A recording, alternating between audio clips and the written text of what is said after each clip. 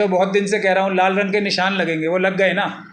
नहीं समझ में आ रही अभी भी तो नहीं समझ में आ रही। अब अपने जो क्षेत्र के जो आपके नेता हैं उनसे पूछिए कि क्या इसका जवाब है। बहानेबाजी नहीं होनी चाहिए। कोई एक प्रॉब्लम है तो उसका पूरा सोल्यूशन होना चाहिए।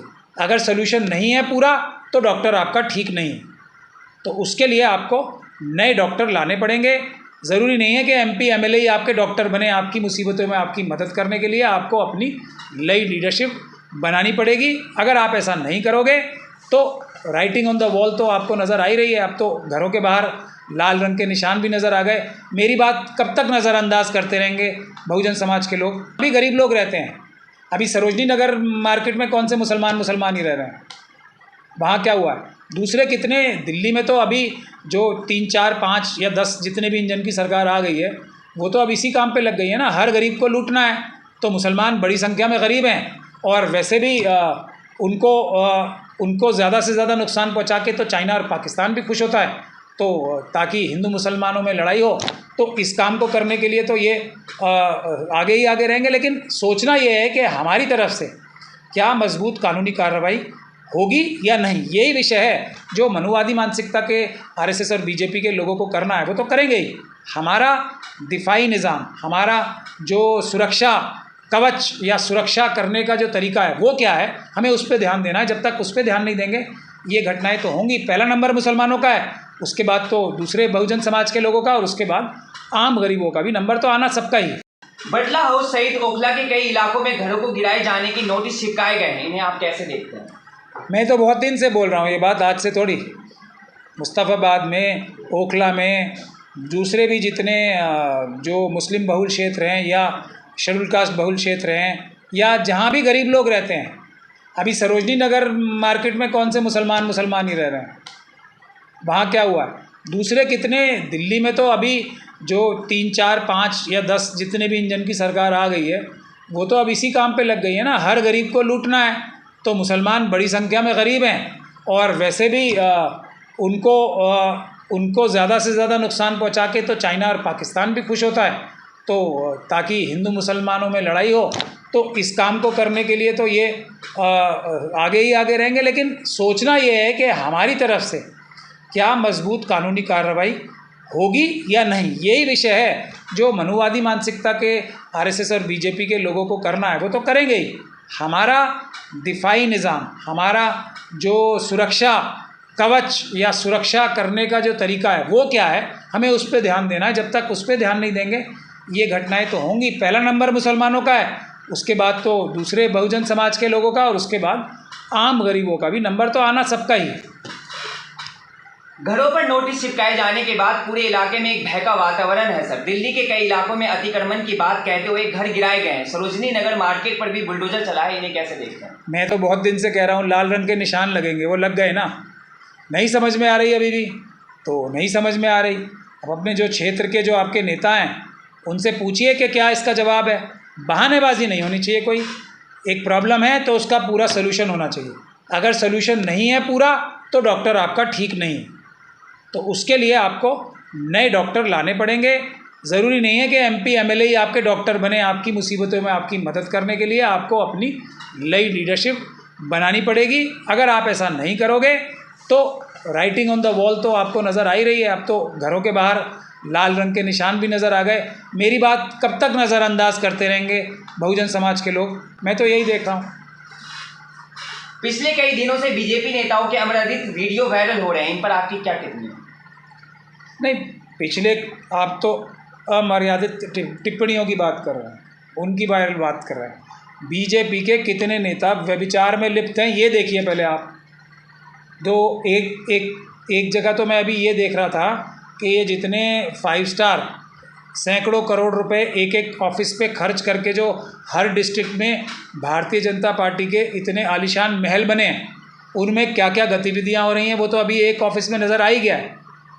क्या यही गतिविधियां करने के लिए और उसके बाद बड़ी बड़ी गाड़ियां मिली गई हैं? मैं तो आपको कितने दिन से बता रहा हूँ, आरएसएस और बीजेपी के वो कार्यकर्ता जो 2014 से पहले स्कूटर पे चलते थे, जो साइकिल पे चलते थे, जिनके पास छोटे छोटे घर थे, आज वो सब बड़ी बड़ी लंबी लंबी गाड़ियों में घूम रहे हैं।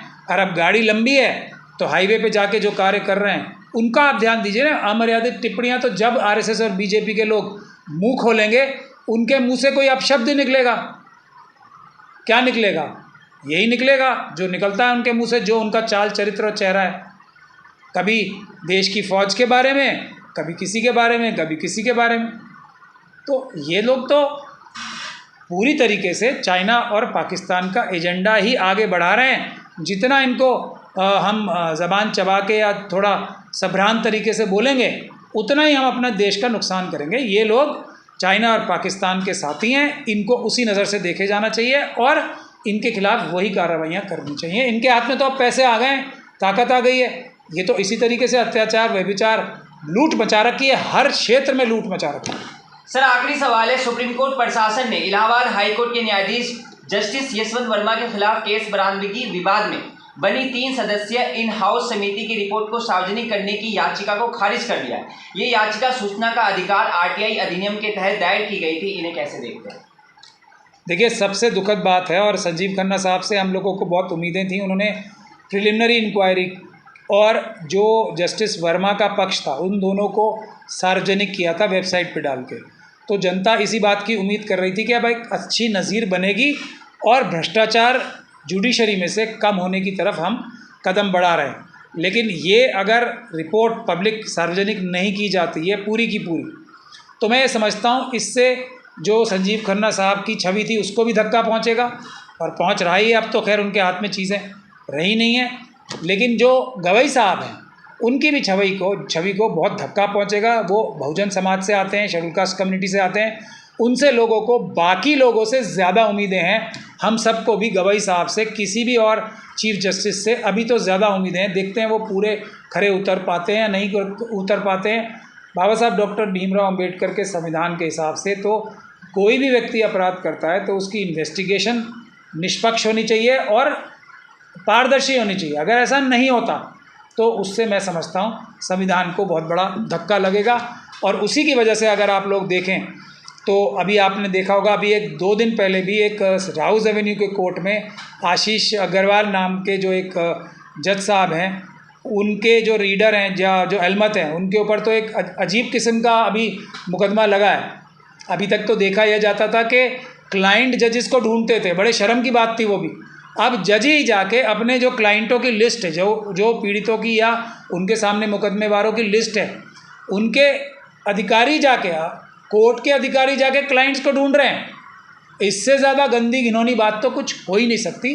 तो ये इसीलिए हो रहा है कि जस्टिस वर्मा के केस में उसके बाद जो जस्टिस DK शर्मा को ट्रांसफ़र किया गया कलकत्ता की अदालत में, वहाँ भी उनके ऊपर भी जो इल्ज़ामात लगे थे उसके बारे में भी कोई कार्रवाई नहीं हुई है। बल्कि लोग तो ये कह रहे हैं कि ये ट्रांसफ़र की जो पॉलिसी है ये देश में भ्रष्टाचार को बढ़ाने के लिए इस्तेमाल होती है, मामले को रफ़ा दफ़ा करने के लिए। हम तो देखते हैं ना कि जो पुलिस वालों को, जिनके खिलाफ भी इंक्वायरी की जाती है, या सरकारी अधिकारियों के खिलाफ भी, जिनके खिलाफ भी कोई इंक्वायरी की जाती है और उनका ट्रांसफ़र किया जाता है, तो वो मामले को रफ़ा दफ़ा करने के लिए होता है, ताकि कुछ दिन बाद जब मामला ठंडा हो जाए तो उन्हें वापस अपने मलाईदार पद पे फिर बिठा दिया जाए।